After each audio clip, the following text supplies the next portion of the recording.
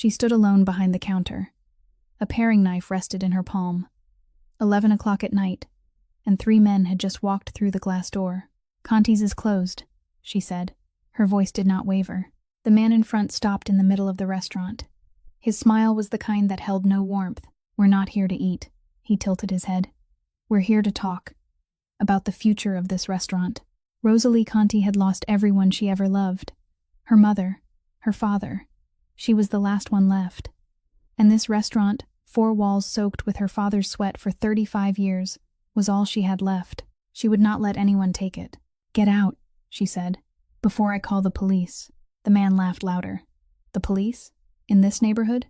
He took a step forward, and right then, the door behind them opened. Another man walked in, tall, broad-shouldered, eyes gray and cold as steel. He said nothing, just stood there, and the 3 men froze like statues. Rosalie did not understand what was happening. She did not know who had just walked in.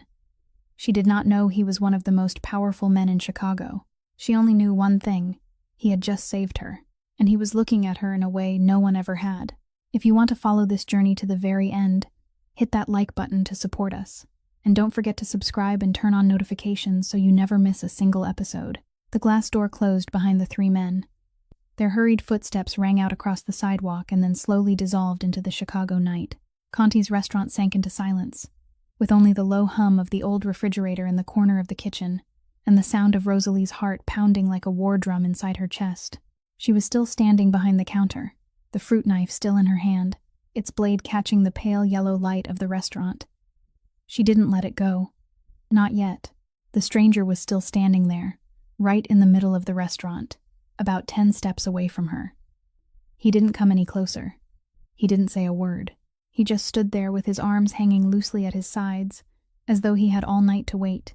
Rosalie studied him with the look she had learned after 4 years of running this restaurant alone in this neighborhood. The look of someone who had seen enough kinds of people to know that no one gives anyone anything for free. He was tall, perhaps nearly a head taller than she was. Broad-shouldered, dressed in a black suit tailored so precisely, it looked as though it had been measured directly on his body. And his eyes, those gray eyes, were cold as steel, yet they were looking at her with something she couldn't name. "Who are you?" she asked, her voice echoing through the hollow stillness of the restaurant. He tilted his head slightly, as though weighing the answer. "Someone passing by." His voice was low, calm, unhurried. "Are you all right?" Rosalie almost laughed. Someone passing by, at 11 o'clock at night, in Little Italy, and somehow making the 3 men who had just threatened her run for their lives simply by appearing. "I'm fine," she said, her voice colder than she had intended. "Thank you for stepping in."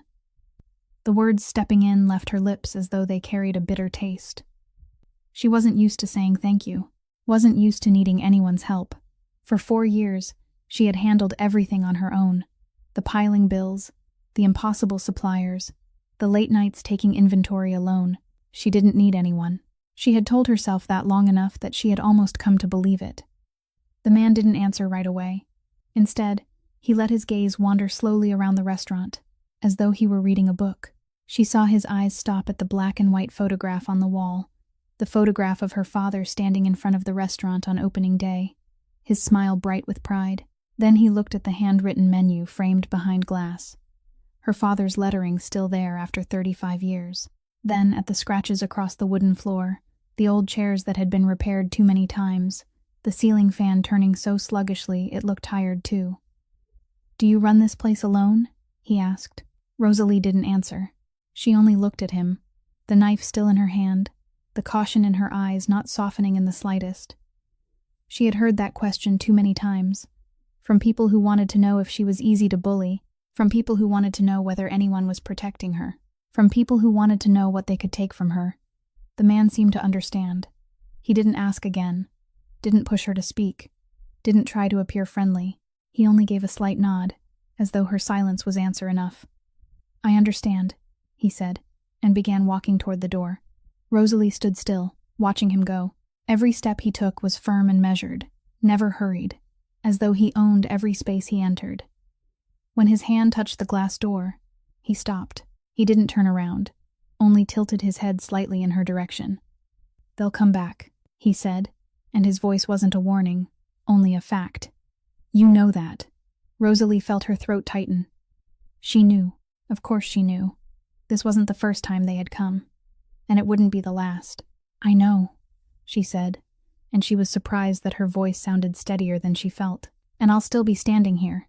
The man turned then and looked at her. For one brief moment, she saw something shift in those cold gray eyes. Not pity, not surprise.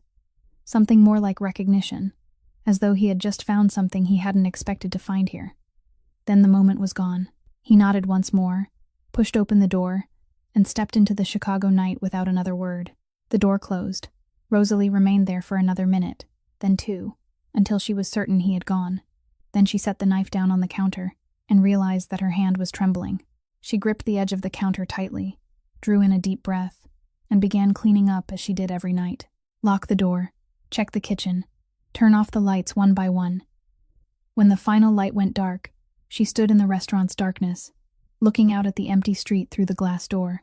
The Chicago night was suspiciously quiet. She wondered who he was, why those 3 men had been so afraid of him, why he had appeared at exactly the right moment, and why, when he looked at her, she felt as though he was seeing something no one else could see. For 4 years, she hadn't thought about anyone except her father. There hadn't been time, there hadn't been energy, there hadn't been a reason. But tonight, for the first time in 4 years, Rosalie Conti stood in the darkness of her father's restaurant and found herself wondering about a stranger. 3 days later, he came back. Rosalie was wiping down a table near the window when the glass door opened, and the man from that night stepped inside. It was late afternoon, and the restaurant was nearly empty, with only an elderly couple sitting in the far corner, sharing a plate of tiramisu. He didn't look around and didn't wait to be shown to a seat. He walked straight to the corner table by the window, the one that offered a view of both the street and the entire restaurant, and sat down as though it had always belonged to him. Rosalie stood there for a second, the cleaning cloth still in her hand, watching him. The late sunlight slanted through the glass and cast streaks of light across his dark gray suit. Today he wasn't wearing black like he had that night, yet he still carried something that made people look, made them pay attention, even though he was doing nothing at all except sitting still. She set the cloth down, picked up the small notepad, and walked to his table with the most professional composure she could manage. "What can I get you?" she asked, her voice level, neither overly warm nor cold, just the voice of a server doing her job. "Espresso," he said, without looking at the menu. His gray eyes met hers for one brief moment, then turned back toward the window. Rosalie nodded and walked away. She made the espresso with the same concentration she gave to everything connected to this restaurant, every movement precise and steady, as though she had done this 1,000 times. And she had done it 1,000 times. She set the espresso in front of him. He gave the slightest nod in thanks, and she returned to her work. But she could feel his gaze. It wasn't the kind of look that made her uncomfortable in the way she had grown used to, not the look of men who sized her up as though she were merchandise behind glass. His gaze was different. He watched the way she worked, the way she carried a tray, the way she moved between the tables, the way she spoke to the elderly couple, as though he were reading a book and she was every page of it. 2 hours. He sat there for 2 hours with a single espresso. When he stood, he left behind 5 times the price of the coffee on the table, then walked out the door without saying a word. Rosalie watched him go and frowned. A week later, he came back. The same table, the same espresso, the same 2 hours of silence. Then the week after that, and the week after that. He became part of Conti's rhythm, as steady as the ticking of the old clock hanging on the wall, the one her father had bought before she was even born. By the 3rd week, Rosalie couldn't stand it anymore.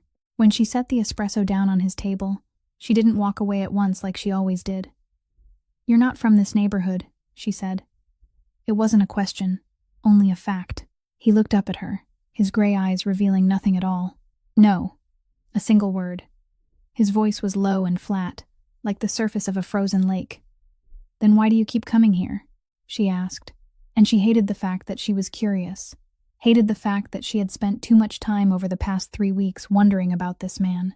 He was silent for so long that Rosalie thought he wasn't going to answer. Then he spoke, his voice carrying something that sounded almost like self-mockery. "The coffee's good." Rosalie knew that wasn't true. The coffee at Conti's was decent, but there was nothing special enough about it to make a man drive from God knows where every week. but she didn't ask any more questions. There are questions whose answers aren't ready to be spoken yet, and she had lived long enough to know when to stop. She only nodded and turned away. That afternoon, when he had left, and Rosalie was clearing the table, Mr. Moretti, one of the restaurant's most loyal regulars, came over to her. He had been eating here since her father was still alive, an old Italian man with snow-white hair and eyes that always seemed to hold too many of Little Italy's secrets. "Do you know who he is?" Mr. Moretti asked in a hushed voice, his gaze fixed on the glass door the man had just walked through. Rosalie shook her head. Mr. Moretti went pale, not the kind of pale that comes from fear, but the kind that comes from realizing something dangerous has come far too close. He didn't say another word. He only patted her shoulder and left more quickly than usual, leaving money on the table without waiting for the bill. Rosalie stood there, staring through the glass. Outside, the man was walking toward a gleaming black car parked across the street. Someone opened the door for him and bowed his head as he stepped inside. Then the car glided away, smooth and silent, as though it had never been there at all. Rosalie didn't know it, but inside that car, Reed Caruso was looking out through the rear window, looking back at the small restaurant slowly fading behind the city buildings. 14 years. That was how long it had been since he had allowed anyone to come close. 14 years since the day his father fell, and he had to take over everything while still too young to understand what any of it truly meant. He had built the wall around himself carefully, one brick at a time, until no one could touch him anymore. Safe. Alone. That's how he survived. But tonight, he had sat in a small restaurant in Little Italy, watching a woman make coffee and wipe tables, and he didn't know why. He only knew that when she looked at him with those guarded eyes that weren't afraid, didn't beg, didn't want anything from him, he felt something he had forgotten a long time ago. The feeling of being seen as a human being, not as a name that made people bow their heads. Back at Conti's, Rosalie stood behind the counter, watching the black car disappear at the end of the street. For the first time in 4 years, she wanted to know more about a stranger, and that frightened her more than any threat ever could. Above Conti's restaurant, there was a small room. Not many people knew about it, and Rosalie had never mentioned it to anyone. That room had once been the place where her father took his afternoon breaks between long shifts, where he sat reading on late nights after the restaurant had closed, where he kept the mementos he didn't want to leave in the rented apartment elsewhere. After her father died, Rosalie didn't go into that room for nearly a year. She couldn't.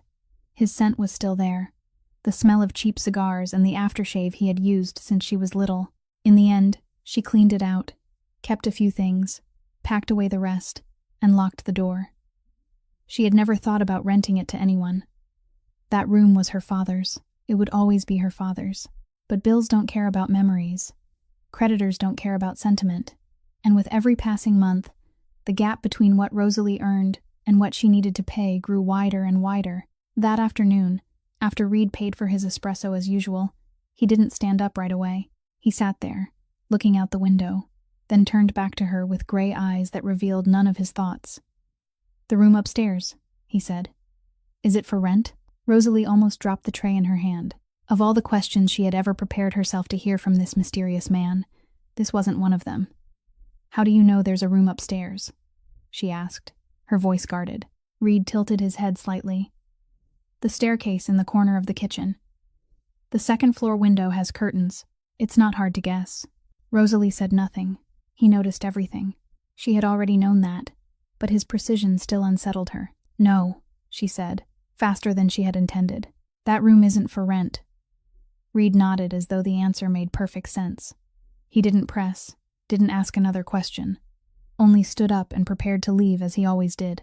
And that was when Rosalie thought of the stack of bills in the drawer beneath the register, of the call from the bank she had been avoiding for 2 weeks, of the way the food supplier had started demanding payment in advance instead of letting her pay later as before. "Why do you want to stay here?" she asked, stopping him before he could open the door. "You don't seem like a man who's short on money." Reed turned back, and for the first time, Rosalie saw something change in his eyes, not the familiar coldness, but a deep weariness, the kind of weariness that comes from inside, from a place money can't reach. "I need somewhere quiet," he said. "Somewhere no one can find me." Rosalie looked at him for a long moment, trying to read something behind those gray eyes. A man with a luxury car, with someone opening the car door for him, with a name that made Mr. Moretti turn pale, wanted to hide in a small room above a worn-down Italian restaurant in Little Italy. It made no sense at all, or it meant far too much for her to understand right now. 1 month as a trial, she heard herself say, and she wasn't sure when she had made that decision. If you cause trouble, you leave. No explanations, no bargaining. Reed nodded, without haggling, without asking the price, without asking to see the room first. All right, he said, as simply as though she had just asked whether he wanted more sugar in his coffee. That night, he moved in. Rosalie stood at the foot of the stairs, watching him go up with only a small shoulder bag slung over him. No suitcase, no boxes, just a bag that could hold a few changes of clothes and the barest personal necessities. She wondered what kind of life he lived, a man with money but no belongings, like a ghost moving through life without leaving any trace behind. That night, she couldn't sleep, not because of fear or worry, but because she heard footsteps pacing back and forth upstairs, slow and steady, as though the man above her couldn't sleep either. She lay in the small apartment behind the restaurant, staring up at the ceiling, and listened. He walked from one end of the room to the other, then turned back, then kept going, late into the night. She wondered, couldn't he sleep, or didn't he want to sleep? Were there nightmares chasing him, or was it only loneliness? The kind of loneliness too large to lie still with. The next morning, when Rosalie came down to the kitchen at 5 o'clock to prepare for opening as she did every day, she found he was already there.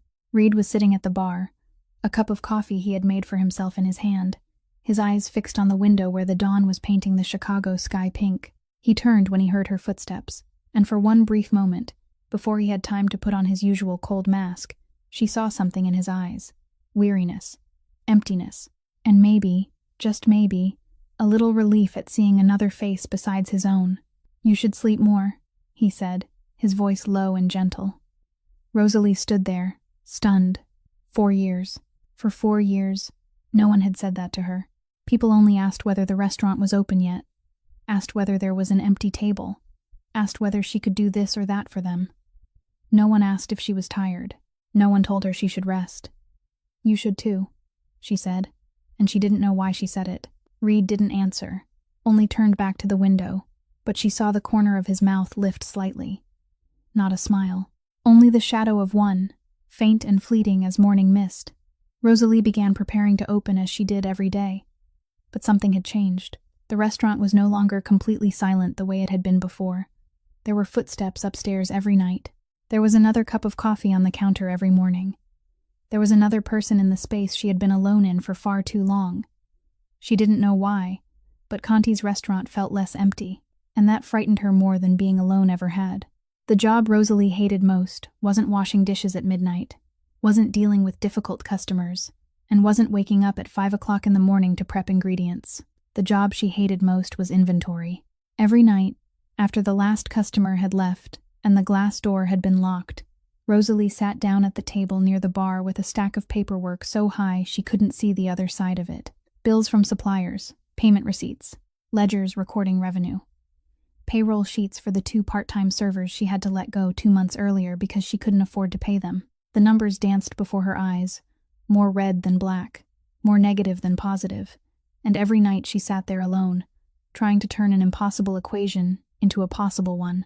On the 5th night, since Reed had moved into the room upstairs, she was sitting in the middle of the pile of bills as usual. The old clock on the wall had already struck 11, her eyes ached with exhaustion, and she had just discovered that she had miscalculated the same column of numbers 3 times in a row. The sound of footsteps on the stairs made her look up. Reed emerged from the darkness, dressed more simply than he was during the day, a white shirt open at the collar and black trousers. He stopped when he saw the scene in front of him, the mountain of papers, the old handheld calculator, and Rosalie sitting there with eyes reddened from lack of sleep. She was about to say something, maybe tell him he didn't need to care, or ask what he wanted, but before she could open her mouth, Reed had already pulled out a chair, sat down across from her, picked up a stack of invoices, and begun sorting them by date. Rosalie blinked. She watched his hands move, quick and precise, arranging the invoices into neat piles with the efficiency of someone used to handling figures. She was about to say, "You don't have to do this," that this was her problem and she could handle it herself.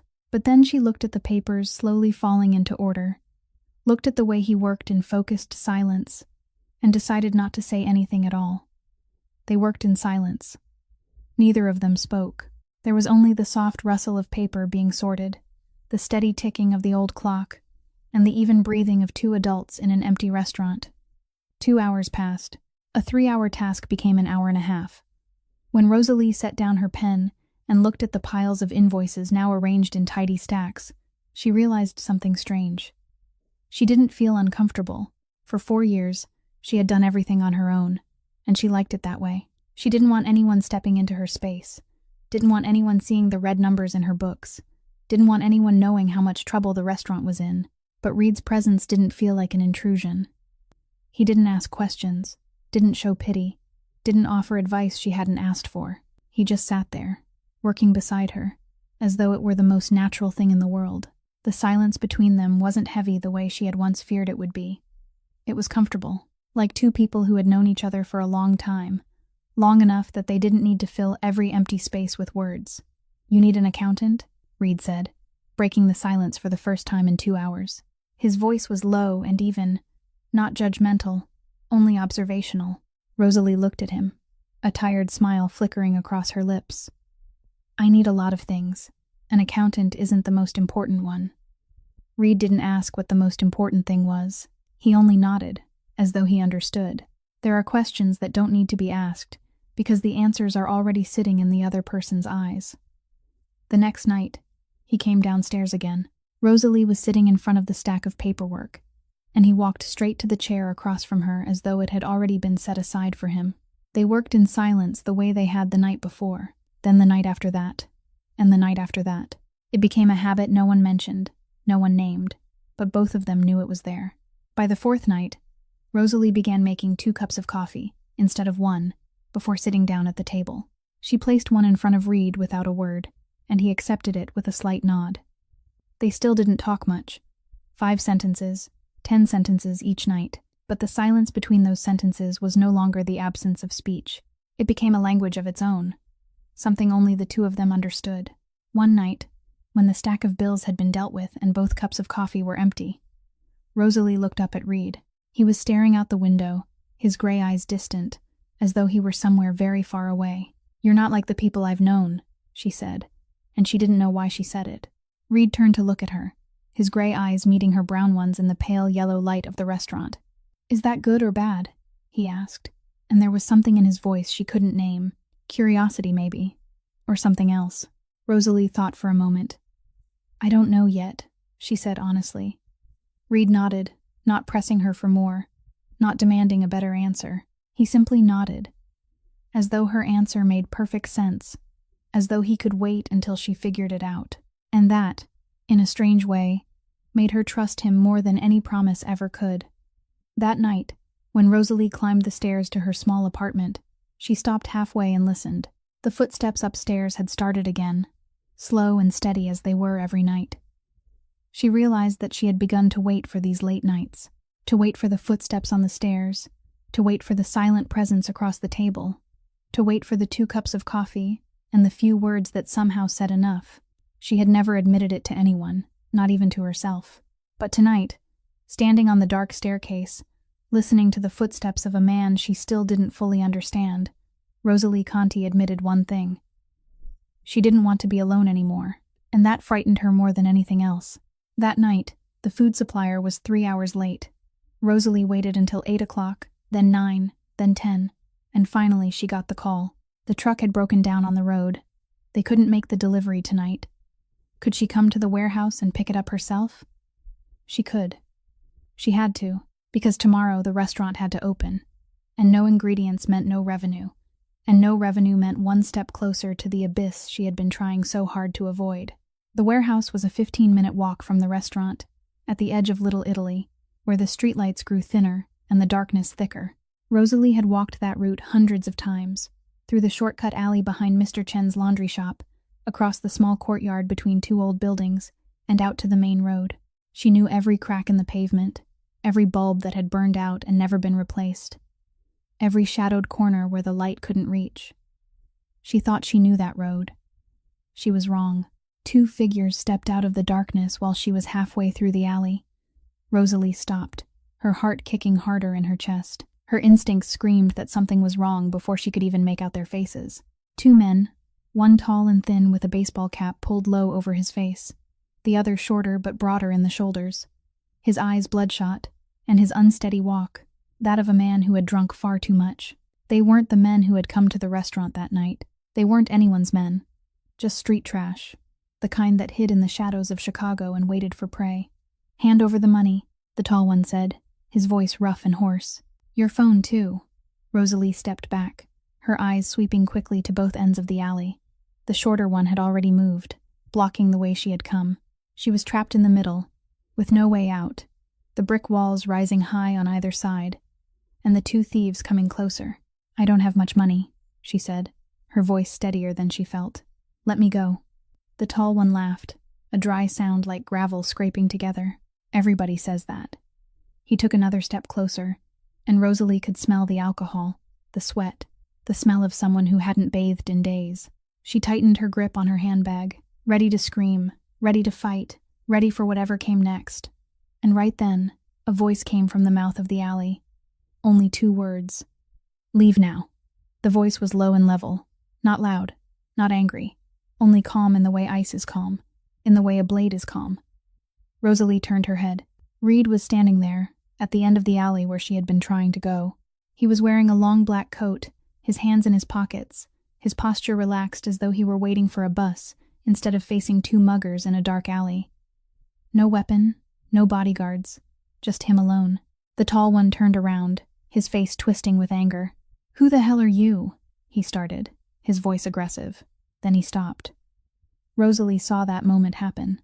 She saw the way the mugger's eyes widened, the way blood drained from his face as though someone had opened a valve, the way his body went rigid like a rabbit caught in headlights. "See, Caruso," he whispered, his voice sounding strangled. Rosalie looked at Reed. He didn't move. He didn't say another word. He just stood there, his cold gray eyes fixed on the 2 thieves with the patience of a man who had all night to wait. The 2 thieves ran. They didn't walk. They ran. As though the devil himself were chasing them, Rosalie stood there alone in the middle of the alley, her heart hammering wildly, watching the 2 figures vanish into the darkness. Then she turned back to look at Reed, and she remembered the first night they had met. The 3 men had run exactly the same way. The same fear. The same name whispered like a curse. "Caruso," she said, and she heard her own voice echo in the empty alley. "That's your name. Reed Caruso." Reed came closer, his footsteps steady and unhurried. When he was near enough, he stopped, his gray eyes sweeping quickly over her from head to toe, checking whether she was hurt. It was the look of a man used to assessing damage, used to checking where the blood might be. "Are you all right?" he asked, and his voice was a little softer now than it had been a moment ago, gentler somehow, as though there were 2 Reed Carusos, one for the outside world and one for moments like this. Rosalie looked straight into his eyes. "Who are you?" she asked, and this time she wouldn't accept half an answer. "Who are you, really?" Reed was silent. His gray eyes revealed nothing, but Rosalie saw something behind that coldness. Hesitation, calculation, as though he were deciding how much to say and how much to keep hidden. "Let me walk you back," he said, without answering her question. Rosalie wanted to protest, wanted to demand an answer, wanted to know why his name made people run as though they were fleeing death itself. But she also knew that in this dark alley, at almost midnight, this wasn't the moment to demand the truth. She nodded. They walked side by side in silence, crossing the empty streets back toward Conti's. But this silence was different from the late nights spent over stacks of invoices. It was heavy, full of unanswered questions, full of secrets Rosalie suddenly realized she knew nothing about in the man walking beside her. When they reached the restaurant door, Reed stopped. "From now on," he said, "don't walk alone at night anymore." It wasn't a request. It wasn't an order. Just words. But the way he said them made Rosalie understand that this wasn't casual advice. "I've walked that road hundreds of times," she said. "Nothing's ever happened." Reed looked at her, and for one moment, she saw something in his eyes. Not the familiar coldness, but concern, deep and real. The kind of concern people only carry for someone they care about. "Everything has a first time," he said, then turned and disappeared into the darkness. Rosalie stood there, watching him until he vanished up the staircase, leading to the room upstairs. She opened the restaurant door, stepped inside, locked it behind her, and stood alone in the darkness. Her mind was spinning with thoughts. Caruso. That name echoed in her head like a bell. She had heard it somewhere before, in the whispered stories of Little Italy, in the fear in Mr. Moretti's eyes, in the way those muggers had run as though they had seen death itself. Tonight, Rosalie wouldn't sleep. Tonight, she would find out who Reed Caruso really was. Rosalie didn't sleep that night. She sat in the small apartment behind the restaurant, her old laptop open in front of her, the pale blue light of the screen washing over her face in the dark. Her fingers moved slowly across the keyboard. Caruso, Chicago. The results flooded the screen. Hundreds of them. Articles from local newspapers, posts on criminology blogs, rumor-soaked websites about the underworld, blurred photographs taken from a distance, as though the photographer had been too afraid to get closer. Reed Caruso, head of the Caruso organization, one of the most powerful families in Chicago. People called him the North Side Boss, the man who controlled much of the underground activity in the northern half of the city. Rosalie scrolled down, reading every line with eyes growing dim from exhaustion yet unable to stop. She read about Reed's father, a man named Marcus Caruso, who had built the empire from nothing but his bare hands and an iron will. He had fallen many years earlier, on a night no one still alive could fully recount. She read about the way Reed had taken over, while still very young, the way he had turned a wavering organization into an empire no one dared challenge. She read the rumors, the accusations that were never proven, the cases that had been closed for lack of witnesses or because the witnesses had suddenly forgotten everything. Her hand trembled when she scrolled to a photograph, taken from far away, probably with a telephoto lens, but she recognized him at once. Reed Caruso, the man she had allowed to live in her building, the man who sat across from her every night, sorting invoices in silence, the man who made 2 cups of coffee every morning, the man who had just saved her in the dark alley. Mafia. She had let a mafia boss live directly above her father's restaurant. Rosalie snapped the laptop shut, but the images kept flickering behind her eyelids. She lay down on her bed, staring at the ceiling, and listened to the familiar sound of footsteps overhead. He was still pacing, still unable to sleep, like every other night. But tonight, those footsteps sounded different.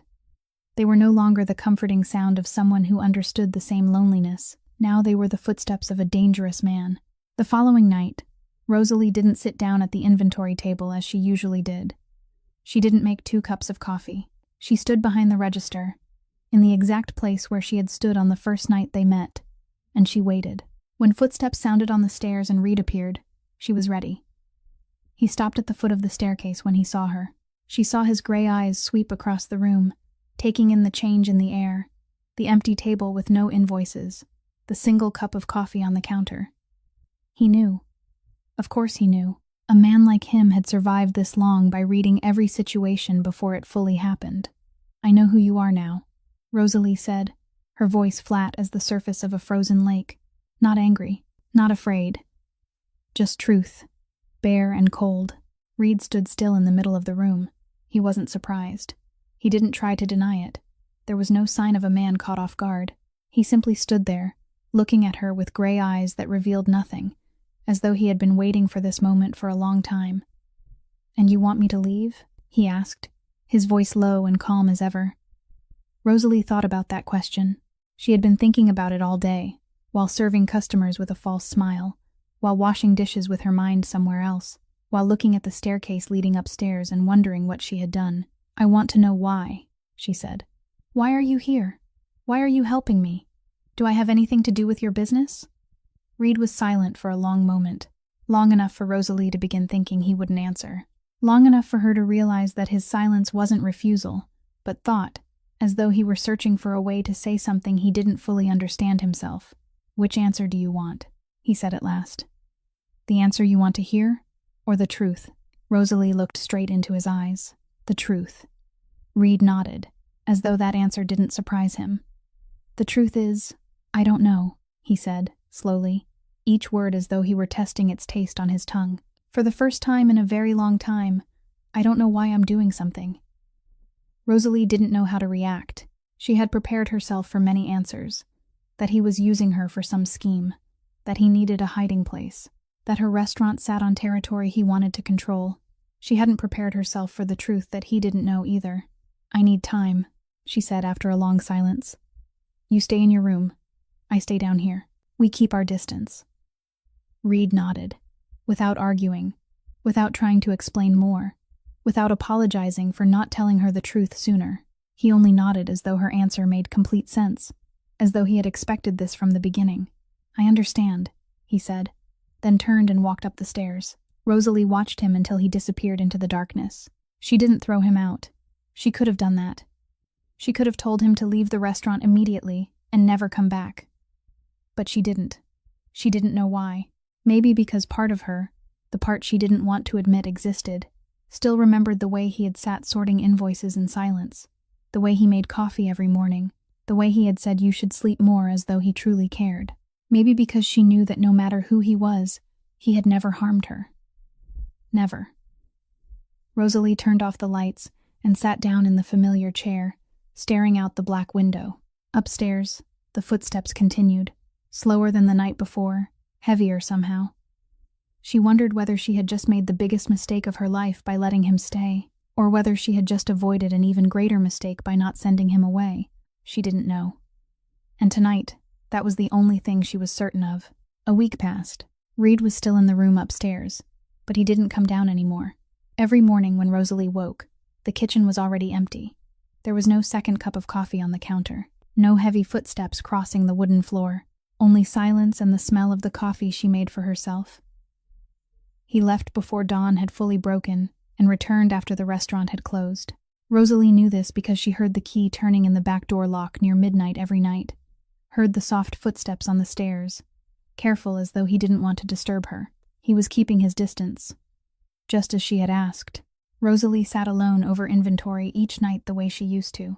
The work took twice as long, the numbers blurred and danced before her eyes, and every morning she looked in the mirror and saw eyes reddened from lack of sleep. She told herself this was the right thing. He was Mafia, a Mafia boss, a man who controlled half the city through methods she didn't want to know about. She shouldn't get involved with someone like that. Shouldn't let someone like that step into her life. But the restaurant had become quiet in a different way.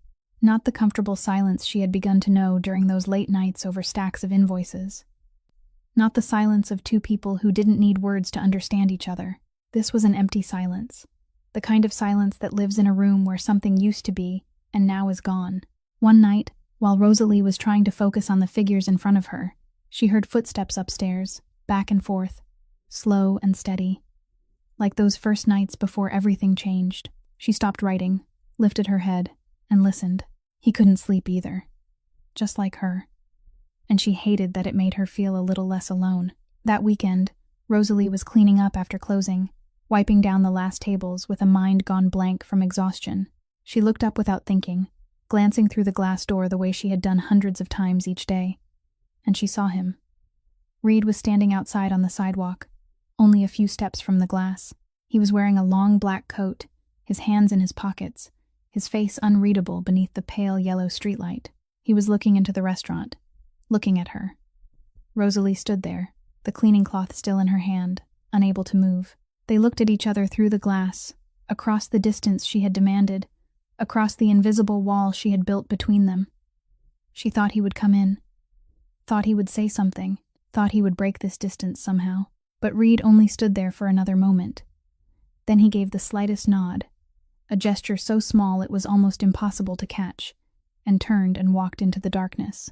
Rosalie watched him until his shadow vanished at the end of the street. She wondered what he had been thinking, wondered why he had stood there, wondered whether he felt as lonely as she did, and she hated that she wanted to know, hated that part of her wanted to run outside and call him back, hated that this restaurant, where she had lived alone for 4 years without needing anyone, suddenly felt too wide and too empty without him. She turned back to her work, lifting the cloth toward the tabletop. But her hand stopped halfway, and she stood there in the restaurant's yellow light, staring down at the table where he always used to sit. Keeping her distance from him was harder than she had imagined, and that frightened her more than anything else. Trouble began to come in waves, each one higher than the last, and Rosalie stood in the middle of them like a shipwrecked woman clinging to the last piece of driftwood. First came the food supplier, Mr. Benedetti, who had been delivering to Conti's since her father was still alive, called one morning with a voice strained in a way she had never heard before. "I'm sorry, Rosalie. We can't keep delivering to you anymore." Rosalie held the phone as if someone had just punched her in the stomach. "Why, Mr. Benedetti? Have I ever been late on payment?" "No, that's not it. It's just—" Silence stretched out. "I can't explain. I'm sorry." Then he hung up. Rosalie called back. No one answered. She drove to his warehouse, but the employee at the door said Mr. Benedetti wasn't there and didn't know when he would be back. They looked at her with a mixture of pity and fear, as though she were carrying some contagious disease. She searched for another supplier, 5 different places in 3 days. Every one of them shook their heads and gave her the same vague answer. "We're not taking new clients right now. Our delivery schedule is already full. Maybe you should try another district." No one explained. No one negotiated. It was as though an invisible hand had reached every one of them before Rosalie ever got there. Then came the customers. Mr. Moretti, who had eaten there for 30 years, suddenly stopped coming one day. Mrs. Henderson, who always ordered tiramisu every Sunday, called to cancel her standing order. The familiar faces slowly vanished, replaced by empty tables and a heavy silence. A few who were still brave enough to come whispered apologies when they left, their eyes darting toward the windows as though they were afraid someone was watching. "We're so sorry, Rosalie. We just can't." They didn't finish. They didn't have to. Someone was choking her restaurant from every direction. And she knew exactly who. One evening, while Rosalie stood behind the counter staring out at the nearly empty restaurant, a luxurious black car pulled up in front of the door. Not Reed's car. This one was larger, shinier, and there was something crudely showy in the way it stopped arrogantly at the curb. The door opened. A man stepped out.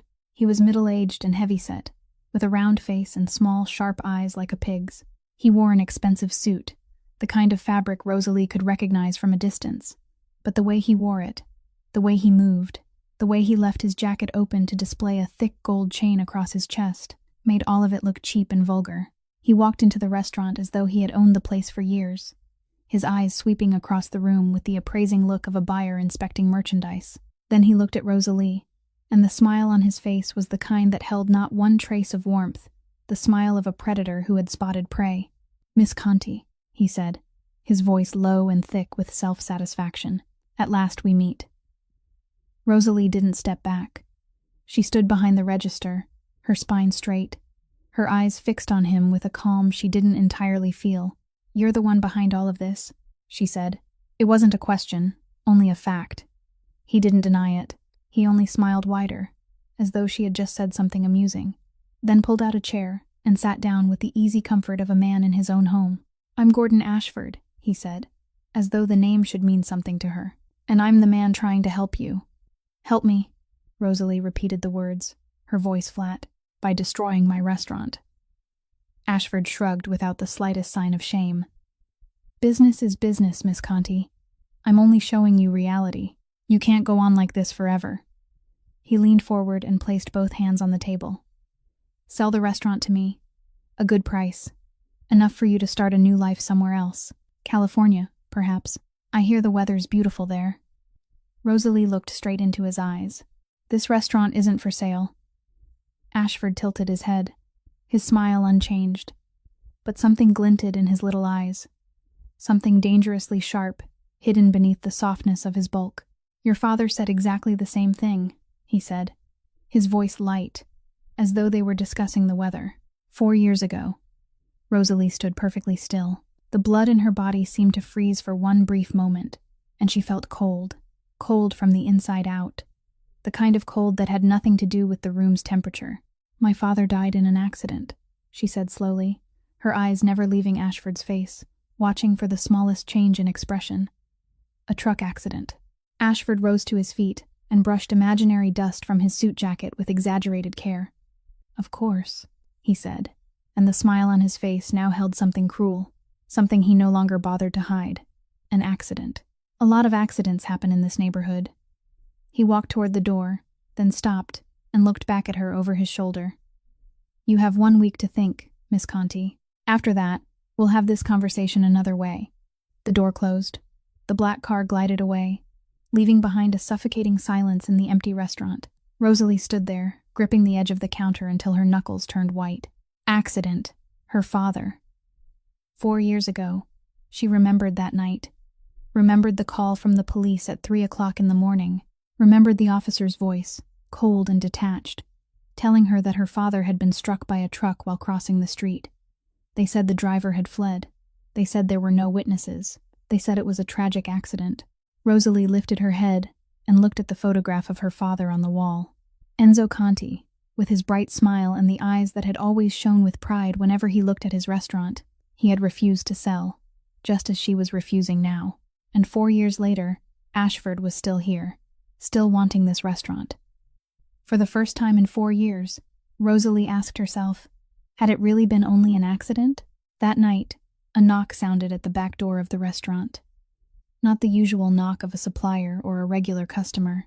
This was an urgent knock, as though the person knocking was trying to hold something in and could not hold it in any longer. Rosalie rose from the chair where she had been sitting motionless for 2 hours since Ashford had left. She walked to the back door, her hand hesitating over the lock. Through the frosted glass, she recognized the familiar shape. Tall, broad-shouldered, standing straight as a wall. She opened the door.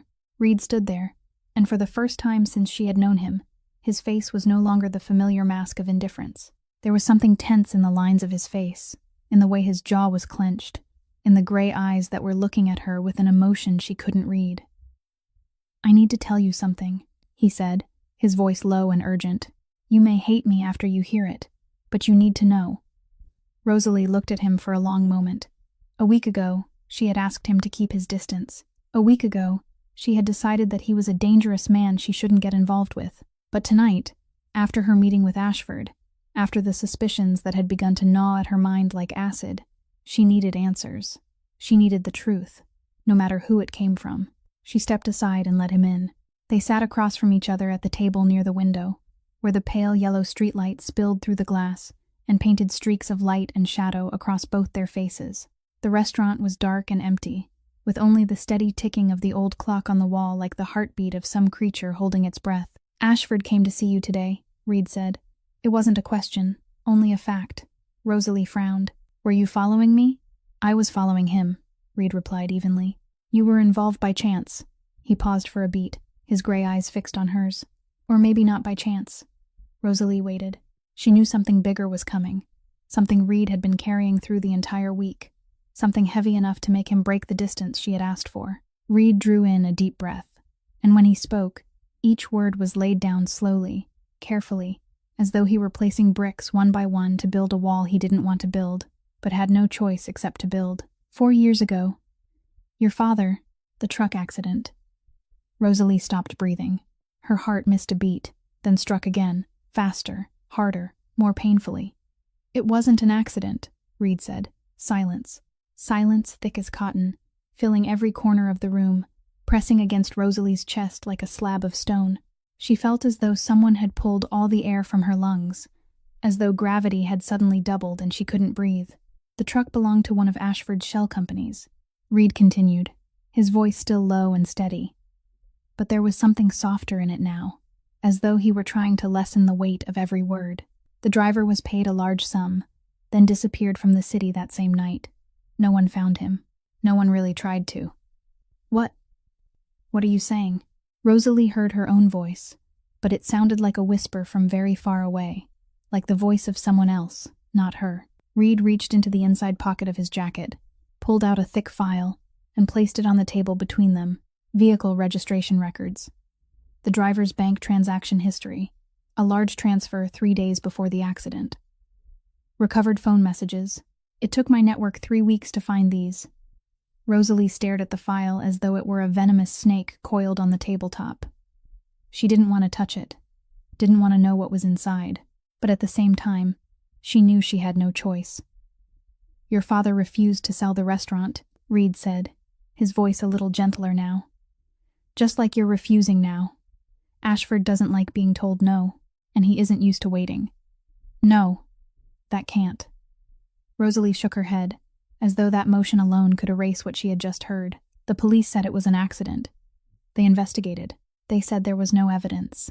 The police in this neighborhood work for whoever pays the most, Reed said, with no bitterness in his tone, only fact. Ashford paid more than anyone else. Reed pushed the file toward her. I wasn't sure whether I should tell you. This truth will hurt. It will change everything, but you deserve to know. He paused, and when he spoke again, his voice was almost gentle. You deserve to know who took your father from you. Rosalie reached out, her fingers trembling as they touched the cover of the file. She opened it, and the streetlight was bright enough for her to read every line, every number, every piece of evidence arranged carefully like an indictment. The truck registration was under the name of a company that, when traced back, was owned by another company, and that company belonged to Ashford Holdings. The driver's bank history, a man named Miguel Santos, showed that he had received $50,000 3 days before the accident, then withdrawn all of it in cash, and vanished. Recovered phone messages, short exchanges about the job and the target, and leave the city as soon as it's done. Evidence. Clear. Impossible to deny. Her father hadn't died in an accident. Someone had arranged it. Someone had decided that Enzo Conti had to die because he dared refuse to sell a small restaurant in Little Italy. And that man was sitting in a mansion on the south side, drinking expensive liquor and smiling in her face while threatening her that afternoon. Rosalie closed the file, slowly, carefully, as though it were something fragile that might shatter if she wasn't gentle enough. Her eyes were dry. There were no tears, no sobbing, only silence. And somewhere deep inside her, something had just broken into 1,000 pieces. Rosalie sat there with the closed file lying in front of her, and she didn't move. She set it down very gently, very carefully, as though it were made of glass and would shatter if she handled it too roughly. But in truth, the thing that was breaking apart wasn't the file. She didn't say anything. She didn't cry. She only sat there, her eyes fixed on the empty space ahead of her, on the darkness of the restaurant, on the walls that had witnessed her whole life. Somewhere inside her mind, fragments of memory were rearranging themselves into a new picture, a picture she had never wanted to see. Reed said nothing. He sat across from her, silent as a statue, but his gray eyes never left her. He knew. He knew there are moments when words only make things worse, pains that no one can soothe with language, abysses a person has to climb through alone. Then it came. Like a dam that had been cracking for 4 years and finally burst without warning. Rosalie began to tremble. Not the light trembling of fear like she had in that dark alley.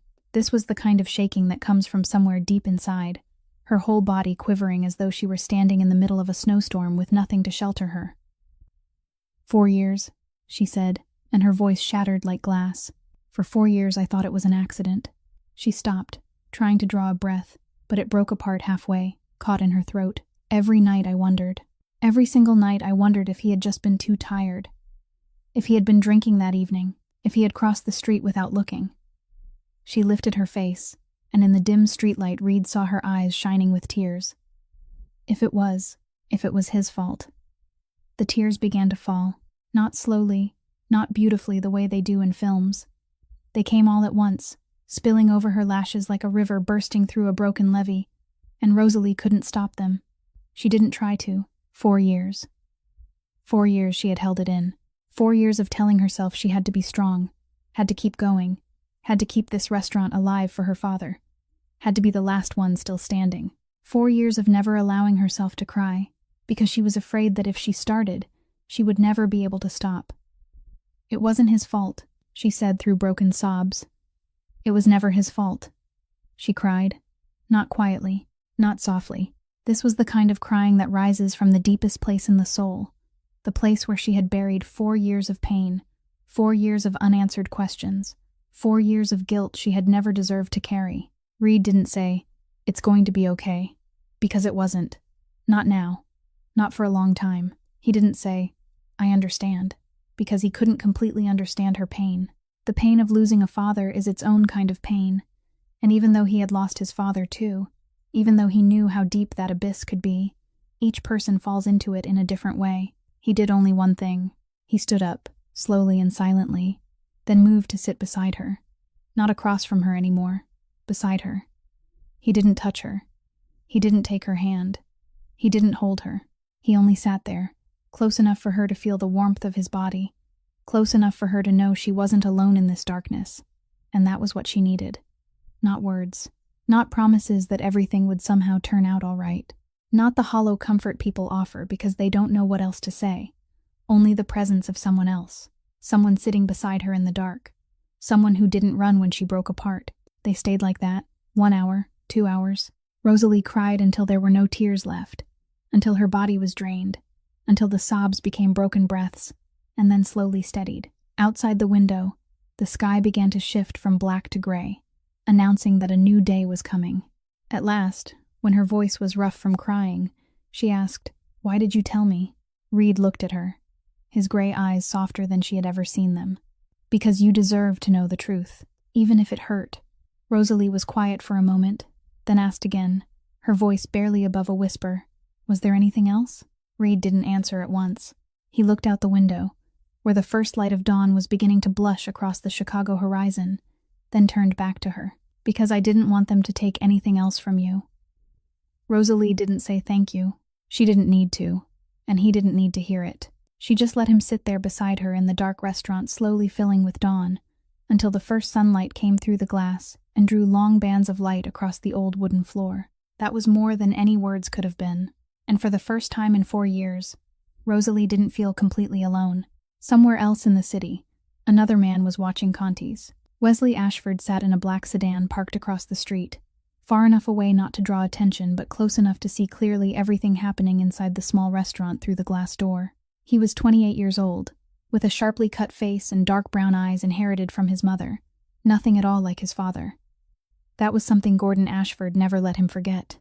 Wesley took a sip of cold coffee from the paper cup in his hand, his eyes never leaving the figure of the woman moving between the tables inside the restaurant. Rosalie Conti, Enzo Conti's daughter. The next target on the long list of things his father wanted to possess. He had received his orders from Gordon that morning, his father's voice over the phone as cold and abrupt as always. Follow her. Find her weakness. Report everything. No creativity, no questions. Just obey. As always, Wesley had done things like this before. Follow this one. Threaten that one. Gather information for his father to use as a weapon. He was good at it. He had to be. Because that was the only way Gordon Ashford ever looked at him, even if it was only with the briefest glance of recognition. Through the car window, Wesley watched Rosalie clear a table that had just been vacated. She moved with the efficiency of someone who had done this all her life, every motion purposeful, not a second wasted, but there was something in her shoulders, in the way she stood straight despite her exhaustion, in the look in her eyes as she glanced around the nearly empty restaurant. She was lonely. Wesley recognized that because he knew what loneliness looked like. He remembered, not because he meant to, but because the memories rose on their own like bubbles under water. His mother had died when he was little, after a long wasting illness no one told him about until it was too late. Then his father remarried, to Miranda, a young, beautiful woman with calculating eyes and a smile that was never truly warm. From that moment on, Wesley became a shadow in his own house. No one threw him out. No one said he wasn't welcome, but no one saw him either.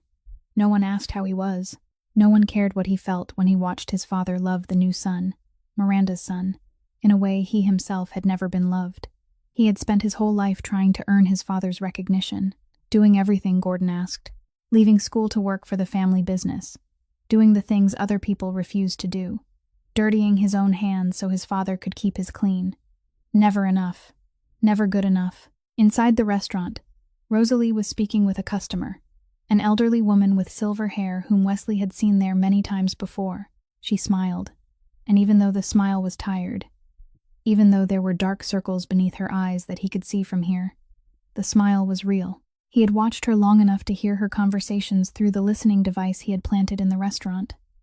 He had heard her talk about her father with the regular customers, the way she spoke of Enzo Conti with pure love, with deep respect, with a grief that hadn't faded even after 4 years. "My father always said the menu had to be handwritten," she had once told someone, "because customers deserve to see that someone truly cares." Wesley wondered, had his own father ever spoken about him that way? Had Gordon Ashford ever mentioned him with pride, with love, with anything other than undisguised disappointment? His phone vibrated, pulling him out of his thoughts. The screen showed the name, Miranda. He answered without speaking. "How's the progress?" Her voice was sharp as a blade, with none of the family affection they pretended to have on the surface. I'm working on it, Wesley replied, his voice flat. Gordon wants results. Fast, Miranda said. Remove it. Wesley ended the call without answering. He looked back at the restaurant. Rosalie was turning off the lights, preparing to close. She moved among the empty tables, checking whether every candle had been extinguished, whether every chair had been pushed back neatly into place. Alone, like every night. She had lost her father. She still ached from losing her father. She held on to this restaurant as though it were the last memory of the man she had loved. And what about him? Had he ever truly had a father to lose? Or had he lost his father a very long time ago, before his mother died, before Miranda appeared, from the day he realized that Gordon Ashford would never look at him the way a father looks at a son? Wesley started the car, pressed the accelerator, and drove into the Chicago night. But the image of Rosalie Conti alone in the dark restaurant stayed with him all night, for a reason he didn't yet understand, or didn't want to understand. 1 week after the night Reed revealed the truth, Rosalie was on her way home from the market, carrying 2 bags of ingredients she had to travel farther than usual to buy, because no supplier in Little Italy dared deliver to her anymore. The street was quiet in the late afternoon, the sunlight fading and the shadows beginning to stretch across the sidewalk. She didn't hear the black car until it pulled up right beside her. 2 men stepped out, quick and silent as shadows. Rosalie dropped the bags of groceries and turned to run, but they were faster. One arm wrapped around her waist, a cloth pressed over her nose and mouth. A sharp chemical smell, sweet enough to make her sick. Then darkness. When she woke up, the first thing she realized was that she wasn't in a dark basement like in the movies she had seen. She was lying on a bed with clean white sheets, in a hotel room that felt strangely ordinary. The curtains were drawn shut, the lighting was soft and yellow, and on a nearby table there was a bottle of water and a plate with an untouched sandwich. She wasn't tied up. She wasn't blindfolded. She sat up slowly, her head still spinning from the remnants of the chemical, and looked around the room. That was when she saw him. Wesley Ashford was sitting in an armchair in the corner of the room, far enough away not to feel immediately threatening, but close enough to make sure she couldn't go anywhere. He looked more tired than she had imagined. A man holding someone captive would look, with dark circles beneath his deep brown eyes, and his shoulders slumped as though he were carrying an invisible weight. "We don't want to hurt you," he said, his voice flat, but there was something missing from it, missing the cruelty she had heard in Gordon Ashford's voice. "We just need you to sign this." He stood, walked to the table, and placed a sheet of paper down. Rosalie didn't need to read it to know what it was. Transfer of ownership papers for the restaurant. "No," she said, her voice rough from dryness but steady. Wesley didn't look surprised. He only sighed, the sigh of a man who had known this answer before he ever asked the question. "You don't understand the situation," he said, sitting back down in the chair. "My father isn't patient, and Miranda." He stopped, and Rosalie saw something flicker through his eyes, something like disgust tangled with fear. "She's even less patient." Rosalie looked at Wesley, really looked, not at the man holding her captive, but at the human being sitting across from her. She saw the expensive suit, slightly wrinkled as though he had been wearing it too long, saw the way he sat, back straight but shoulders bent, the posture of someone used to bowing his head before another person, saw his eyes, not the eyes of a predator, but the eyes of prey that had forgotten it was prey. "You call him my father," she said slowly, "but you talk about him like you fear him more than you love him." Wesley didn't answer, but Rosalie saw his jaw tighten, saw the way his fingers clenched into a fist on his thigh, and then slowly released. "My father taught me how to cook," she continued, her voice gentler now, not because she pitied him, but because she recognized something. "My father sat with me every night after closing and told me about life, about his dreams, about the first time he met my mother in an ice cream shop out in the suburbs. My father told me every day that he was proud of me. Every day. No matter what I did wrong." Silence. Wesley wasn't looking at her anymore. He was staring at the window, though the curtains were drawn and there was nothing to see beyond the thick, dark blue fabric. "What did your father do for you?" Rosalie asked, her voice light as a feather but sharp as a blade. Wesley stood up so suddenly that the chair scraped across the wooden floor. He turned his back to her, but Rosalie could still see it, see the stiffness in his shoulders, see the way his hands clenched tightly at his sides, see the way his breathing turned heavier than before, as though her question had struck him in the chest. "You have 24 hours to think," he said, his voice rigid and artificial, as though he were reading from a script he didn't believe in. He walked toward the door, and Rosalie followed every step with her eyes. When his hand touched the doorknob, she saw it. His hand was trembling, only slightly, almost too little to notice, but she saw it. The door closed. The lock clicked through the silent room. Rosalie sat there alone, staring at the transfer papers on the table, and she didn't touch them. She didn't know whether she had planted any kind of seed, didn't know whether her words had reached something inside that man, but she had seen something in Wesley Ashford's eyes. Something like the pain she had seen in the mirror every morning for the past 4 years. The pain of a child who had lost a father. Only perhaps Wesley had lost his father a very long time ago. In a different way. In a way even crueler than death. The door had closed, but Rosalie knew the real battle had only just begun. And it wasn't a battle that would be fought with fists. 20 hours passed like a nightmare with no end in sight. Rosalie didn't sleep. Didn't eat the sandwich on the table even though she knew she needed the strength. Didn't touch the transfer papers even though they lay there like a coiled snake waiting. She sat on the bed with her back against the wall, her eyes never leaving the door, and she waited. Waited for something to happen. Waited for someone to come. Waited for an ending she had no idea how to imagine. When the sound of a key turned in the lock, she stood up, her whole body taut and ready for whatever came next. The door opened. Wesley Ashford stood there, but he didn't step inside. He remained on the threshold, one hand still on the doorknob, and Rosalie knew at once that something had changed. Not in his posture, not in the clothes he wore. Still the same suit as yesterday, but far more wrinkled now. What had changed was in his eyes. Those dark brown eyes were no longer empty the way they had been yesterday. Now they held something Rosalie recognized because she had seen it in her own mirror. Determination. The kind of determination that comes from having nothing left to lose. "I'm going to open the way for you," Wesley said, his voice low and urgent. "There's a taxi waiting at the corner. The address has already been given. Go." Rosalie stood there, unable to believe what she was hearing. She searched for the trap, searched for the deception, searched for the reason not to trust him, but all she saw was a tired man standing in the doorway, a man who looked as though he had just lived through the longest night of his life. "Why?" she asked.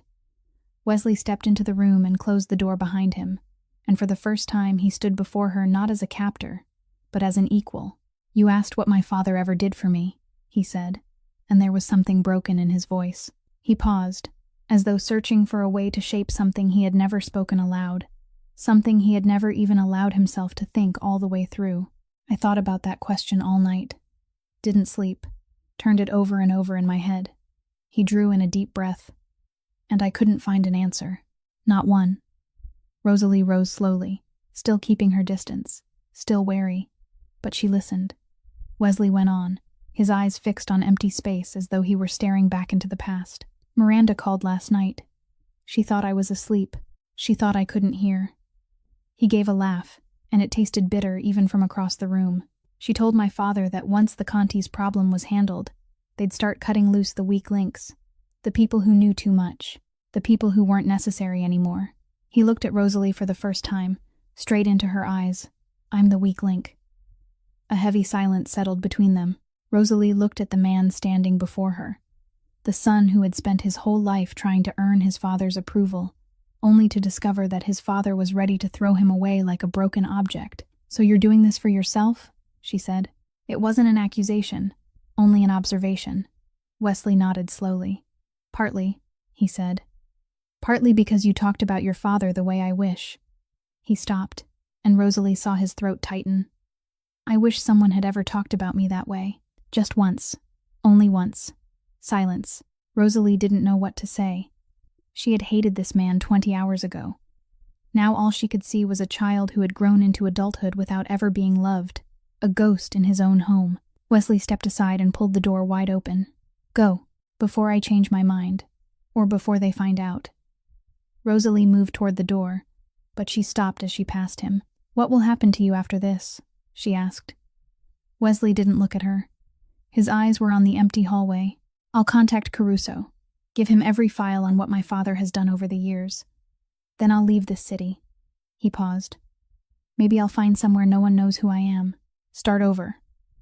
Rosalie looked at him, and she saw a man standing at the edge of a new life, frightening and uncertain, but at least finally his own. "I hope you find what you're looking for," she said, and she meant it. Wesley didn't answer. He only stood there, holding the door open, while Rosalie stepped through the doorway and started toward the stairs. She didn't look back. She didn't have time to look back. She went down the stairs, each step quicker than the last, until she was running through the hotel lobby, running out the front doors, running into the freezing Chicago night. The taxi was waiting at the corner, exactly as Wesley had said. She pulled open the door, jumped inside, and the car moved at once, as though the driver had already been told not to wait, not to ask questions, only to drive. Chicago at night streamed past the windows, the streetlights blurring into long streaks of light. Rosalie sat in the back seat, watching the city rush by, and for the first time in 24 hours, she could breathe. She had survived. Someone had gambled everything. Family, future, maybe even his own life, so that she could survive. The taxi drove through the night, heading toward Little Italy, toward Conti's restaurant, toward the only place in the world where she truly belonged. Reed's phone vibrated at 3 o'clock in the morning, a message from an unknown number, but the content made him rise from his chair at once. Wesley Ashford, Gordon's son, the man Reed had been watching for the past 2 weeks, waiting for the right moment to approach. That moment had come, but not in the way he had expected. The message was brief. "She's on her way back. I have the files. Meet me." 15 minutes later, Reed stood in an empty parking lot on the outskirts of the city, facing Wesley Ashford. The enemy's son looked like a man who had lost everything and found freedom at the same time. There were deep shadows beneath his eyes, but his back was straighter than Reed had ever seen it.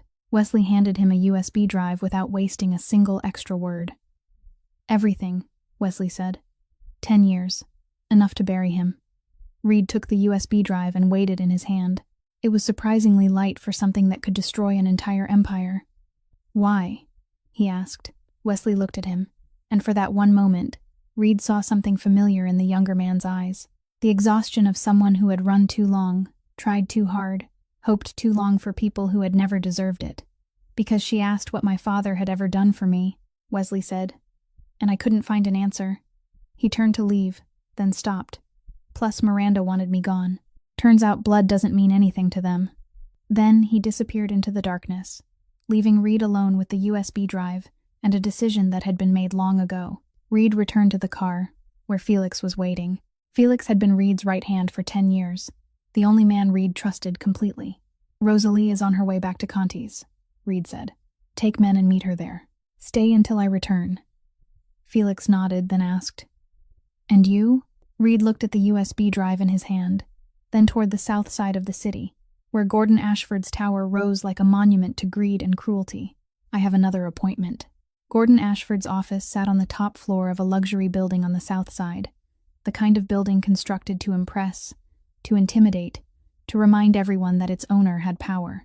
Reed walked through the front doors at 4 o'clock in the morning, when the city was still asleep and only those who belonged to the dark were awake. 2 guards stood in front of the elevator, broad-shouldered and stone-faced, the kind of men hired to look frightening. They started to step forward, started to say something aggressive, started to block him the way they had blocked hundreds of others. Then they saw his face. Reed said nothing, made no threat, drew no weapon. He only looked at them, and they stepped aside. Gordon Ashford was seated behind his desk when Reed entered the office. The room was large and lavish, with expensive paintings on the walls and a view of the whole city through the towering windows. Gordon held a glass of liquor in his hand, and he didn't look surprised to see Reed. Maybe he had been warned. Maybe he had been waiting for this moment. "Caruso," Gordon said, the smile on his lips like the smile of a shark. "So you finally decided to show up in person. I thought you only knew how to hide in the shadows." Reed stood in the middle of the room and didn't sit in the empty chair across from the desk. He hadn't come here to talk like an equal. "You held a woman from my territory," he said, his voice flat as the surface of frozen water. Gordon smirked and set the glass down with a soft click. "Your territory? Little Italy was never yours, Caruso. It's been neutral ground since I was still in diapers." "It is now," Reed said. Gordon laughed loudly, the sound echoing through the wide office. "Who do you think you are, going up against me over some restaurant girl? Against everything I have?" Reed didn't answer with words. He stepped forward, slow and steady, and placed the USB drive on the polished wooden desk directly in front of Gordon. "Files," he said. "Everything you've done over the last 10 years. Money laundering through 6 shell companies. Extortion of 23 businesses. Coerced seizures of property from more than 10 families." He paused, letting each word sink in. "And a truck accident 4 years ago." Gordon stopped laughing, his small eyes fixed on the USB drive as though it were a poisonous snake. "Your son was very cooperative," Reed continued, his voice cold and utterly without emotion. "Along with what my network gathered over the last 3 weeks. Enough to make sure you never see the sunlight of freedom again." Gordon went pale, the color draining from his face from flushed pink to ashen gray in less than a second. "Wesley?" he whispered, his voice choking on the name. "That boy dared." "You have 2 choices," Reed cut in. "1, you withdraw from Little Italy. You never touch anything connected to Conti's or its owner again. 2, this USB drive reaches the FBI tomorrow morning." Gordon surged to his feet, slamming his fist onto the desk so hard that the glass tipped over and red liquor spilled across the wood like blood. "Are you threatening me?" Reed turned his back and walked toward the door with steady, unhurried steps. "I'm giving you a chance," he said without looking back. "That's something I rarely do." He stopped at the door, one hand on the handle, and added one last sentence. "Choose." The door closed. Gordon Ashford stood there alone in his luxurious office, staring at the tiny USB drive on the desk, and he knew this was the end. Reed walked out of the building and got into the waiting car. The sky in the east was beginning to turn gray, signaling that dawn was coming. He knew Gordon wouldn't be able to choose a good option, because there are no good options for a man who has gone too far. 3 days later, the news flooded every television channel. Rosalie stood behind the counter at Conti's, a cleaning cloth still in her hand, though she had forgotten to wipe anything for the past 10 minutes, her eyes fixed on the small television mounted in the corner of the wall. The FBI raided Gordon Ashford's office at 6 o'clock in the morning. 47 federal charges. Money laundering, extortion, coercive seizure of property, conspiracy, and more. On the screen, Gordon Ashford was being led out of the luxury building he had once treated as an impregnable fortress. The handcuffs glinted beneath the flash of dozens of cameras. His face, once always full of smugness and arrogance, was now pale and panicked, like an animal cornered with no escape. Rosalie looked at that face and tried to find satisfaction. She tried to find the feeling of justice being carried out, the sense of relief that the man who had taken her father from her was finally paying the price. But she found nothing, only emptiness. That afternoon, the news brought another update.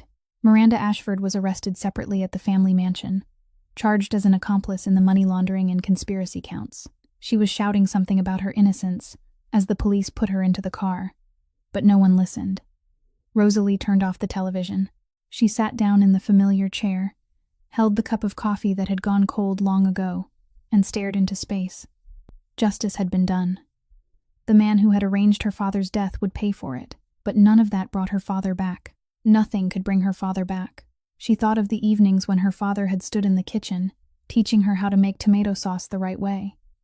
She thought of his laughter echoing through the empty restaurant late at night. She thought of the way he said, "I'm proud of you," every day, as though it were a prayer. None of that would return. Not ever. A few weeks later, she received a letter with no return address. A simple white envelope, no stamp, as though someone had slipped it into the mailbox by hand. Inside was only a single sheet of paper with a few handwritten lines. "I hope you find peace. W." Rosalie read the letter once, then read it again. Then she stood up, walked into the kitchen, turned on the gas flame, and held the letter over the small fire. She watched the paper curl, blacken, and turn to ash. Some things need to be left behind. Wesley Ashford disappeared from Chicago, and no one knew where he had gone, and Rosalie didn't try to find out. Conti's restaurant opened again. The regular customers began to return, one by one, with hugs and apologies for being gone. Mr. Moretti was the first, then Mrs. Henderson, then the other faces she had missed all through those weeks. Life went on. But something was missing. Reed hadn't appeared since the night she escaped. 2 weeks passed. Not a single message. Not a single call. Not a single familiar figure sitting at the corner table with an espresso. The room upstairs remained empty, His things were still there, but he was not. Every night after closing, Rosalie still sat down at the table with the familiar pile of invoices. And every night, she still made 2 cups of coffee before she sat down. Then she watched the second cup grow cold on the table, untouched by anyone. She told herself she had lived alone before she met him. 4 years. She had managed then. She could keep managing now. But could and want are 2 different things.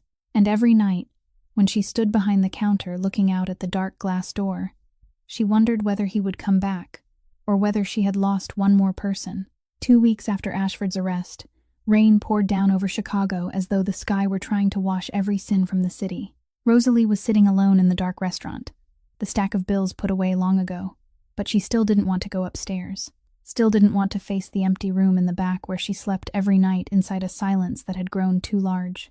The knock at the back door made her jump, soft, hesitant, as though whoever was knocking wasn't sure whether he should knock at all. She stood, crossed the dark kitchen, and opened the door. Reed was standing there in the rain. He was soaked from head to toe, rainwater running down his face and dripping from his black hair onto the collar of his coat. He looked as though he had been standing out in the rain for a long time before working up the nerve to lift his hand and knock, as though he had stood there wrestling with himself over whether he should appear at all. "I wasn't sure I should come," he said, his voice low and tired in a way Rosalie had never heard before. Not the tiredness of the body, the tiredness of a man who had fought too long, who had carried too much alone. Rosalie didn't say anything. She only opened the door wider and stepped aside. Reed remained there for another second, as though waiting for her to send him away, waiting for her to say he was no longer welcome here. When that didn't happen, he stepped inside. He stood in the kitchen, water dripping from his coat onto the tile floor, forming a small puddle around his shoes. Rosalie took a clean towel from the drawer and handed it to him. "You disappeared for 2 weeks," she said, her voice flat, not accusing but not forgiving either. Only truth. Reed took the towel and wiped his face, wiped his hair, his movements slow and weary. "I had to make sure everything ended cleanly," he said. Ashford had allies, people he owed money to, people who owed him favors, men who might have wanted revenge for him. He paused and looked at her. "I needed to make sure no one was still aiming at you. No one still knew who you were or why you mattered." Rosalie looked at him, reading the truth in those tired gray eyes. "So you left because of me?" Reed gave a slight nod. "Partly." He paused, and Rosalie could see him trying to find a way to say something he wasn't used to saying, wasn't used to admitting. "Partly because I didn't know how to face you." Rosalie tilted her head. "You were afraid?" Reed didn't answer at once. He turned away, looking out at the dark window where the rain was still falling, and Rosalie saw his shoulders tense as though he were carrying an invisible weight. 14 years, he said, his voice low and distant. "For 14 years I didn't let anyone get close. I built that wall carefully, 1 brick at a time, and I thought it would protect me." He turned back to look at her, and in those gray eyes Rosalie saw something she had never seen before: vulnerability. It was safer that way. For me, for them, for anyone foolish enough to come too close. He drew in a deep breath. "But you make me want to try, want to take that wall down, want to let someone in." He stopped, "And that frightens me more than anything I've ever faced." Rosalie stepped closer, close enough to see every drop of rain still clinging to his lashes, close enough to feel the warmth of him even though his clothes were soaked and cold. "I don't need you to protect me from yourself," she said, her voice softer now. "I'm not a child. I can decide for myself what I want." Reed looked at her, and she saw the question in his eyes before he said it aloud. "What do you want?" Rosalie didn't answer right away. She thought about 4 years alone, thought about those late nights doing inventory in silence, thought about the 2 cups of coffee she still made every night even though only one person drank, thought about the emptiness when he wasn't here, and the strange peace when he was. "I want you to sit down," she said, "drink coffee, and stay here, tonight." She paused. "That's all." She turned away before he could answer, and walked toward the coffee machine.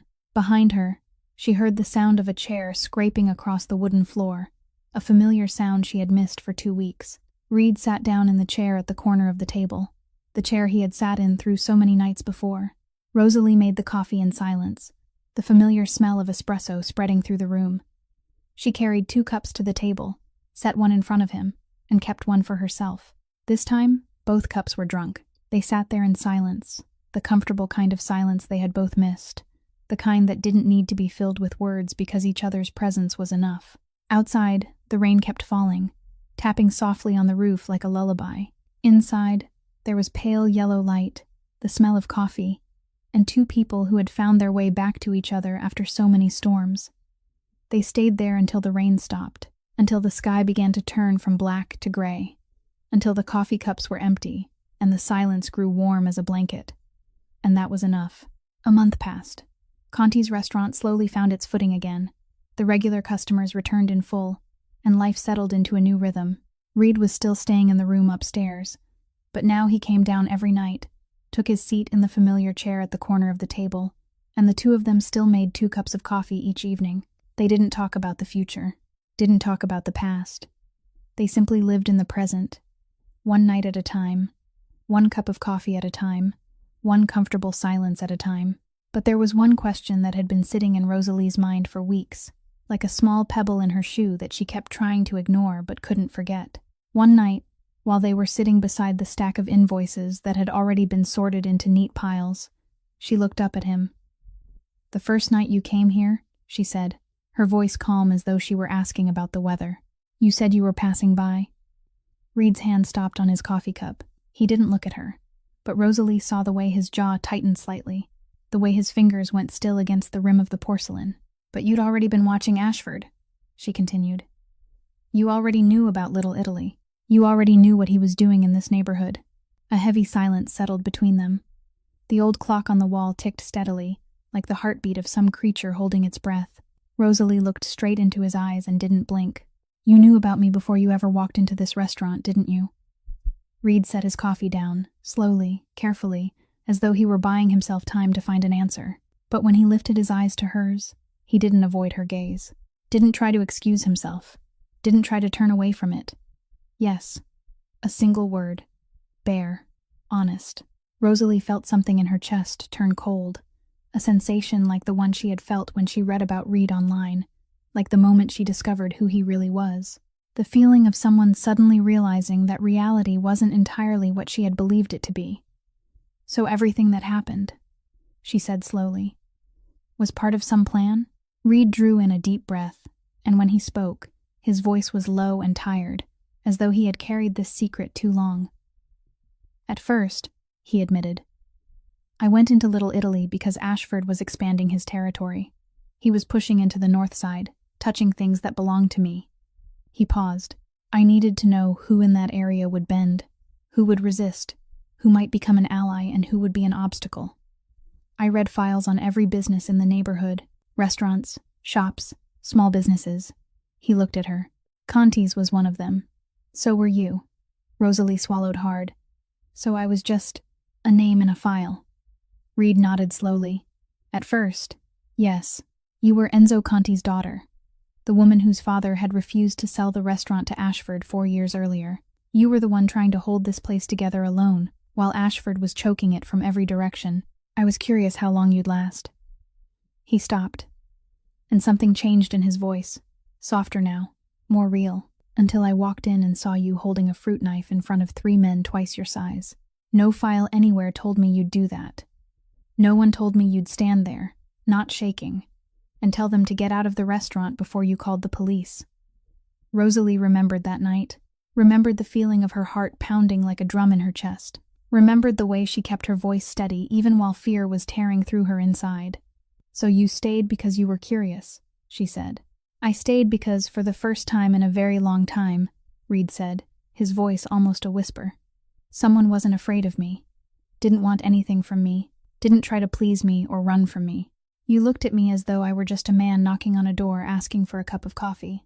He looked at her, and in those gray eyes Rosalie saw the sincerity she had learned to recognize over the months. "I came because of work. I stayed because of you." Silence stretched between them, but it wasn't the kind of silence that cuts. This was the silence of 2 people absorbing the truth, giving it time to settle. Then Rosalie spoke, her voice so calm that it startled Reed.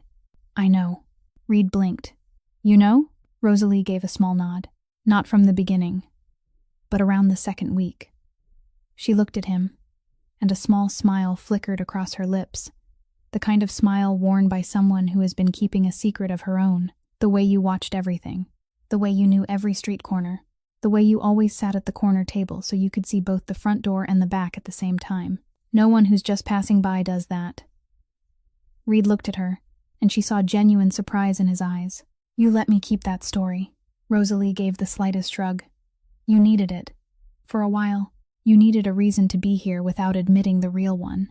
Reed looked at her longer now, looked at the woman who had read him long ago without saying anything, who had given him space to discover for himself why he was truly here, who had waited patiently until he was ready to tell the truth.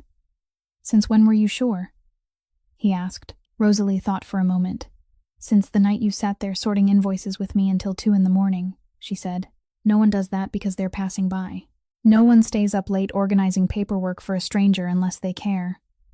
Reed didn't say anything. He only looked at her, the woman who had seen him before he had seen himself, and for the first time in his life, Reed Caruso felt understood. Spring came to Chicago like a promise finally kept. The bare branches that had stood stripped through winter began to bud and soften with new green. Tulips bloomed in little pots lined along the sidewalks of Little Italy, and warm sunlight poured through the glass windows of Conti's restaurant, painting long golden bands across the old wooden floor. 6 months. Reed had been here for 6 months. It was the longest he had stayed in one place since taking over the organization. The longest since his father had fallen and he had been forced to learn how to stand alone in a world full of enemies. 6 months sleeping in the little room upstairs. 6 months drinking espresso every afternoon. 6 months sitting beside a woman sorting invoices late into the night. 6 months, and he still didn't want to leave. One morning, before opening hours, while Rosalie was preparing the kitchen the way she always did, Reed came downstairs, carrying a stack of papers in his hand. She looked up at him, those warm brown eyes he had grown used to seeing every morning for the past 6 months. What's this? She asked, wiping her hands on her apron. Reed placed the papers on the counter, neatly and carefully. The deed, he said. This building. I bought it. It's in your name. Rosalie went still, her hands still dusted with flour from kneading bread dough a few moments earlier. She looked at the papers, then at him, then back at the papers as though she wasn't sure she had heard him correctly. What did you do? Reed looked at her, his gray eyes gentle in the way only she ever got to see. No one can take it from you now. Not Ashford, not anyone else, not ever. It's yours. Forever. Rosalie shook her head slowly. I can't accept this. Reed didn't look surprised. He knew she would say that. He had known her long enough to understand that she wasn't someone who accepted anything easily from anyone. Not because of pride, but because she had done everything herself for too long to feel comfortable depending on anyone. It's not a gift, he said. It's the right thing. Your father built this place. You kept it alive. It belongs to you, not to some landlord who could sell it whenever he wanted. Rosalie looked at him, and he saw the struggle in her eyes. You don't owe me anything. Reed nodded. I know. He paused, and when he spoke again, his voice was quieter, more sincere. But I want you to have it. Silence settled between them, the kind of silence they had shared through so many nights over stacks of invoices and 2 cups of coffee. Reed kept speaking, each word chosen carefully, as though he were learning a new language. I'm not good at this. Being with someone, saying the right things, doing the things ordinary people do. Rosalie looked at him and didn't interrupt. I know, Reed swallowed, but I want to stay, here, with you, if you'll let me. Rosalie didn't answer at once. She looked at him, the man who had walked into her restaurant on a night of chaos and had never truly left, the man who had sat beside her when she cried for her father, the man who had given her the truth, even though the truth hurt, the man who had been silent beside her when she didn't need words, and spoken when she needed to hear them. I don't need you to protect me, she said. Reed nodded. I know. I don't need your money. I know. Rosalie stepped closer. Close enough to see the silver threads beginning to appear at his temples, close enough to see the way he was holding his breath while waiting for her answer. I just need you here, she said. Every night, drinking coffee. Not saying anything is fine too. Just that. Reed looked at her, and she saw something brighten in those gray eyes. Something like hope. Something like joy. something like all the feelings he had forgotten how to feel through 14 years of loneliness. "So what's your answer?" he asked. Rosalie looked at him with clear brown eyes, the eyes he had loved since the first night without daring to admit it, the eyes that had seen him before he had even seen himself. "Okay," she said. Reed blinked. "Okay?" Rosalie smiled, that small smile he had learned to wait for each day. "Okay." He didn't say anything more. Neither did she. They didn't need to. Outside, Chicago spring was in full bloom. Sunlight streamed through the glass and laid warm bands of light across the worn wooden floor. The Conti's sign had been painted again, the same name, but the paint looked fresher now, brighter, like a promise of better days ahead. The restaurant opened as it did every day. Customers came and went. Rosalie stood behind the counter, busy with the work she loved. Reed sat at the familiar corner table, an espresso in front of him, his gray eyes lifting now and then to find her among the crowd. People whispered about who the man at the corner table might be. People whispered that he was someone important. People whispered that he was dangerous. But Rosalie only knew that he drank espresso without sugar, hated doing inventory but still helped every night, and always made coffee before she woke up. Sometimes, that's all you need to know about a person. If you have followed this story all the way here, we sincerely thank you. How did you feel about Rosalie and Reed's story? Please share your thoughts in the comments below. We would truly love to hear what is in your heart. If you'd like to follow more emotional stories like this, please press like to support us. Share this video with the people you know who love stories that touch the heart. And don't forget to subscribe to the channel and turn on notifications, so you won't miss any compelling videos each day. Finally, we wish everyone watching this video good health, a joyful life, and peace each day. Goodbye for now, and we will see you again in the next video.